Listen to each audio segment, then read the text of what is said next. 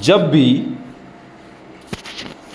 कोई एनर्जी, खास करके मैं बात कर रहा हूं सनलाइट, क्योंकि अल्टीमेट सोर्स ऑफ एनर्जी जो है वो कौन है? सनलाइट। क्या है? सनलाइट। सनलाइट जब पृथ्वी पे आता है, sunlight is the crystal source of energy, it is the ultimate source of energy. तो सोलर रेडिएशन का लेस देन 50%, यानी सोलर रेडिएशन का लेस देन 50% जो है वो कहलाता है फोटोसिंथेटिकली एक्टिव रेडिएशन, यानी कि पार। और प्लांट या कोई भी फोटोसिंथेटिक जो ऑर्गेनिज्म होता है वो उस रेडिएंट एनर्जी का यूज़ करके खाना बनाता है, तो सिर्फ उसका 2 से 10% ही, यानी फोटोसिंथेटिकली एक्टिव रेडिएशन का 2 से 10% ही यूज होता है पूरे फोटोसिंथेसिस के लिए, यानी पूरे इंटायर दुनिया को चलाने के लिए फोटोसिंथेटिकली एक्टिव रेडिएशन का 2 से 10% ही वो है, काफ़ी है। इतना स्मॉल अमाउंट ऑफ बस काफ़ी है। ग्रीन प्लांट बेटा प्रोड्यूसर होते हैं, उसको खाने वाले कंज्यूमर होते हैं। अब वो चाहे हर्बीवोर हो, अब हर्बीवोर को खाने वाले कार्निवोर होंगे, कार्निवोर को खाने वाले टॉप कार्निवोर होंगे। सब कंज्यूमर ही होते हैं। प्लांट प्रोड्यूसर होता है, बाकी सारे कंज्यूमर होते हैं। सिंपल सी बात है। अब डायरेक्टली प्लांट को खाने वाले हर्बीवोर होंगे, हर्बीवोर को खाने वाले प्राइमरी कार्निवोर होंगे, प्राइमरी कार्निवोर को खाने वाले सेकेंडरी कार्निवोर होंगे।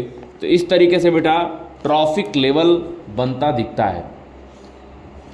सबके अपने न्यूट्रिशन का जो लेवल होता है उसको हम लोग कहते हैं ट्रॉफिक लेवल। एक होता है बेटा डेट्राइटस फूड चेन, DFC, और एक होता है ग्रेजिंग फूड चेन।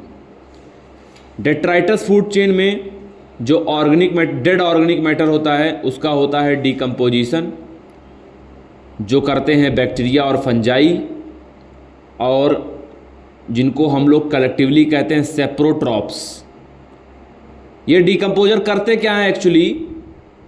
ये उस डेट्राइटस के ऊपर, यानी उस डेड ऑर्गेनिक मैटर के ऊपर अपने एंजाइम्स डालते हैं, और एंजाइम्स डालकर उसको सॉल्युबलाइज करते हैं। यही काम करते हैं।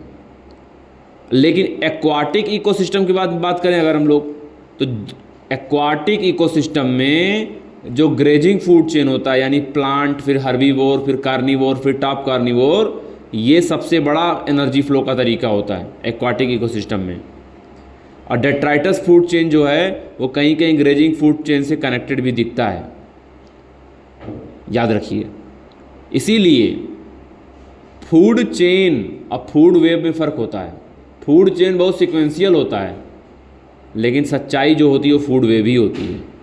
जो इंटरकनेक्शन होता है फूड चेन का, उसी को फूड वेब बोलते हैं। यानी कि तुम रोटी खा रहे हो तो तुम हर्बीवोर हो, लेकिन उसी साथ मुर्गा लपेट रहे हो तो तुम हो गए क्या? कार्निवोर। एक ही साथ हम एक समय पे कार्निवोर और हर्बीवोर सब होते हैं, तो ये फूड वेब बन जाता है इस तरीके से। एक बर्ड जो सीड खा रही है तो हर्बीवोर हो गई, वही इंसेक्ट खाने लगी तो कार्निवोर हो गई। इसीलिए तो यही सारा जो बेटा फूड चेन में जो एक लेवल मिलता है उसी को बोलते हैं ट्रॉफिक लेवल। जैसे प्रोड्यूसर हमेशा फर्स्ट ट्रॉफिक लेवल पे होगा, कोई उसको हटा नहीं सकता, और हर एक ट्रॉफिक लेवल पे एक लिविंग मटेरियल मौजूद होता है कि इस धरती पे जो प्लांट हैं उनका अपना खुद का एक लिविंग मटेरियल है, इस धरती पे जो हर्बीवोर हैं उनका अपना एक लिविंग मटेरियल है उनके लेवल पे। तो इस खड़ी फसल को हम लोग कहते हैं स्टैंडिंग क्रॉप। हर ट्रॉफिक लेवल पे जो ये सारा मौजूद है उसको बोलते हैं स्टैंडिंग क्रॉप। अब याद रखिए, जो प्रोड्यूसर होता है वो हमेशा बेस पर होता है, उसके ऊपर हर्बीवोर, फिर उसके ऊपर कार्निवोर, फिर टॉप कार्निवोर। इसी हिसाब से बेटा एल्टॉन नाम के साइंटिस्ट ने पिरामिड बनाया था, जिसको हम लोग कहते हैं एल्टोनियन पिरामिड बोलते हैं। और एल्टोनियन पिरामिड में बहुत सारे पिरामिड उन्होंने दिए, जैसे pyramid of number, pyramid of biomass, pyramid of energy, जिसमें से एनर्जी का पिरामिड हमेशा अपराइट होता है। हमेशा जो प्रोड्यूसर होगा वो नीचे जो होगा ज़्यादा होगा एनर्जी उसके पास, इसीलिए उसका हमेशा बेस चौड़ा होगा।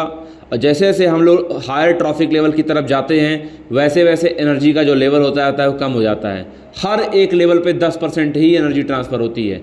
अगर प्रोड्यूसर के पास 100 किलो कैलोरी एनर्जी है तो हर्बीवोर के पास 10 किलो कैलोरी एनर्जी होगी। तो इस तरीके से पिरामिड ऑफ जो एनर्जी होता है वो हमेशा अपराइट होता है। प्रोड्यूसर के नंबर में भी कम भी हो सकते हैं। मान लो कोई प्लांट है, एक बड़ा कोई पेड़ है, एक प्रोड्यूसर है, उस पर बहुत सारे उस पर कंज्यूमर रह रहे हैं, तो इस तरह के पिरामिड बेटा इन्वर्टेड पिरामिड भी नज़र आ सकते हैं। Pyramid of biomass in sea inverted pyramid के रूप में मौजूद होता है।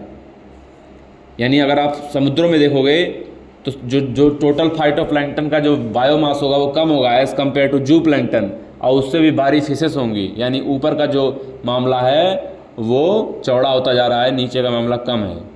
तो पिरामिड ऑफ बायोमास इन सी जो होता है वो हमेशा इन्वर्टेड होता है।